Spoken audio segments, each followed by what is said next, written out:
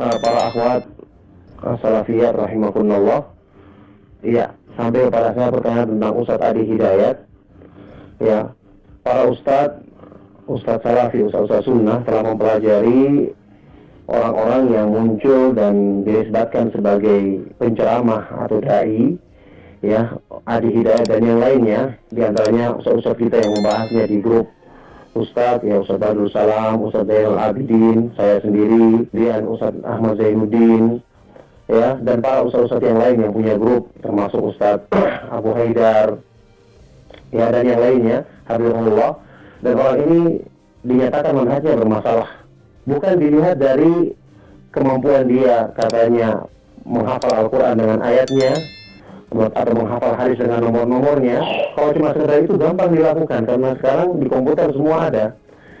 Cuma saya perlu sampaikan, Syekh bin Baz rahimahullah ta'ala, ya, ulama besar, Syekh Al-Albani rahimahullah ta'ala, Syekh Abdul Muhsin Al-Abbad, Syekh Ibnu Utsaimin, ketika menyebutkan Al-Quran tidak pernah menyebutkan nomor ayat, karena mereka hafal semua Al-Quran. Adapun kalau hadis dihafal, itu rata-rata para ulama tidak menyebutkan nomor, karena mereka sudah tahu ini ada dalam Sahih Bukhari, ini dalam Sahih Muslim. Maka orang ini lebih hebat daripada Syekh bin Baz. Ya, lihat tulisan ceramah-ceramah Syekh Utsaimin. Mereka tidak pernah menyebutkan nomor ayat ketika menyampaikan ceramah.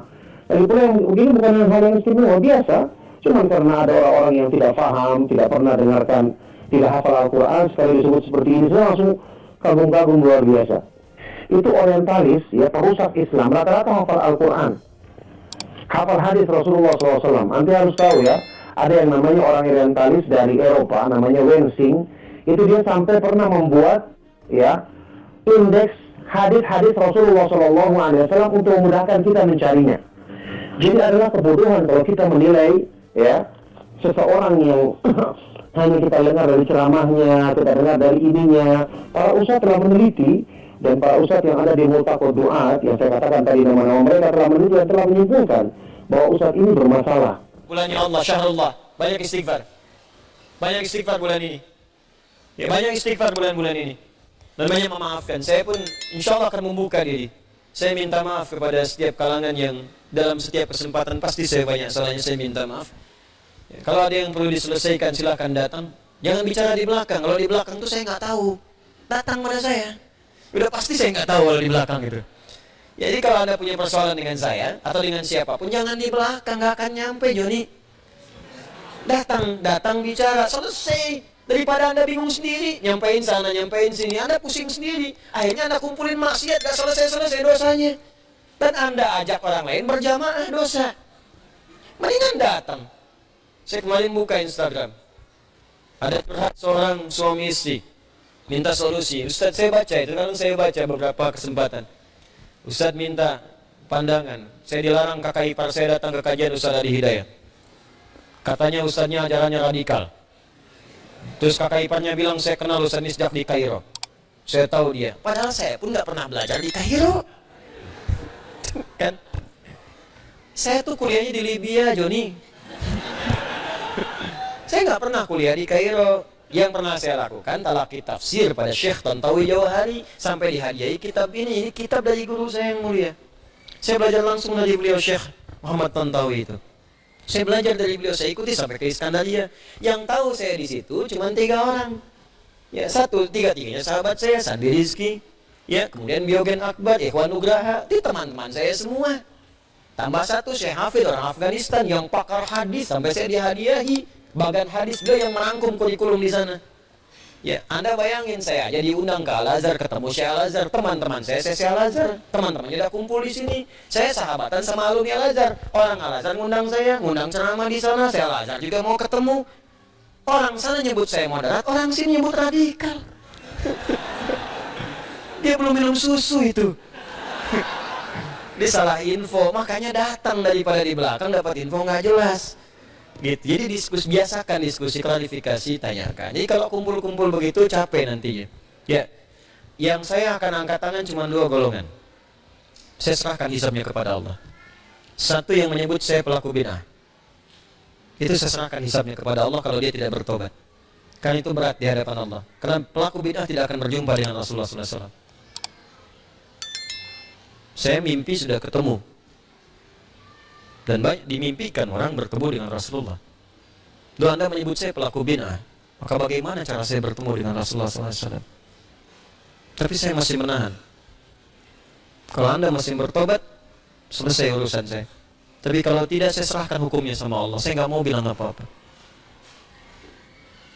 Itu saja. Yang kedua, orang yang menghambat orang yang ingin memperbaiki diri belajar dengan saya. Karena kata-kata atau kalimat-kalimat atau informasi yang tidak pantas, saya serahkan hisabnya kepada Allah. Ya. Yang lainnya semua saya maafkan. Yang dua, saya nggak bisa berkata apa-apa sebelum dia bertobat dan menyelesaikan urusannya sendiri. Karena berat bagi saya. Kalaupun memaafkan, tapi kalau menghambat orang lain disebut pelaku zalim. Al-Baqarah 114. Wa man azlamu mimman mana'a masajidallahi ay yuzkara fiha ismuhu wa sa'a fi kharabiha.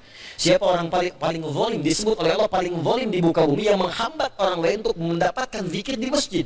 Di antara zikir itu belajar, sholat, belajar, taklim itu zikir. Ada orang menghambat orang lain, kamu jangan taklim, kamu jangan belajar, dia begini, sementara dia nggak tahu hakikat yang sebenarnya. Allah menyebut makhluk itu paling zalim. Atas bagaimana saya mesti bersikap, saya nggak tahu.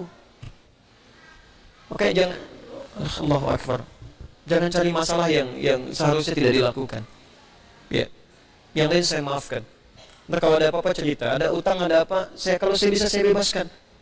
Kalau saya bisa bantu, saya bantu. Ya hidup saya terbatas, kok besok meninggal juga. Mungkin antum duluan, saya belakangan bisa. Terjadi. Ya atau terserah lah, gitu. Atau terserah.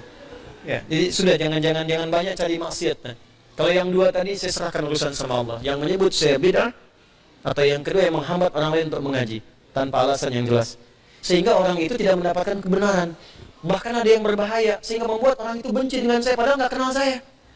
Coba Anda kebayang nggak? Kalau Anda kenal, Anda benci, mungkin ada persoalan. Anda nggak kenal, Anda benci. Kebayang nggak? Yang paling bahaya itu kan paling bahaya. Anda nggak kenal setan, difasilitasi. Anda nggak kenal saya, dibenci. Kan perbedaannya jauh. Bayangkan Nabi Musa saja, Nabi, Rasul, ya kenal Fir'aun, makhluk paling zalim. Fir'aun tuh ustad bukan, ngaku Tuhan, hobi bunuh orang. Diperintahkan Musa berdakwah kepada Fir'aun, berkata dengan lembut, faqula lahu qawlan layyina. Anda Nabi bukan, Rasul bukan, surga belum jelas, amalan berantakan, bisa berdagangkan. Ya berdakwah kepada saya yang bukan Fir'aun.